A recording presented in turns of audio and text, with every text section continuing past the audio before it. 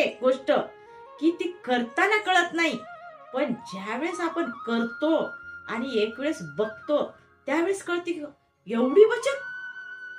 त्या ताईच्या बोलण्यातून असं समजून आलं मला की आम्ही उद्योग करत आहोत, बँकेत अकाउंट मध्ये पैसे दे बचतही भरत आहोत, देणं घेणंही करत आहोत, व्याज मुदलही वसूल करून बँकेत टाकत आहोत ताई. पण आमच्याकडे एवढे पैसे झाले, एवढे अकाउंट मध्ये पैसे आहेत की आम्हाला समजणार. आणि आमच्या बचत गटामध्ये म्हणजे एकोप्याने आम्ही राहतो आणि आमची एकी आहे, अशा ताई त्या बोलल्या.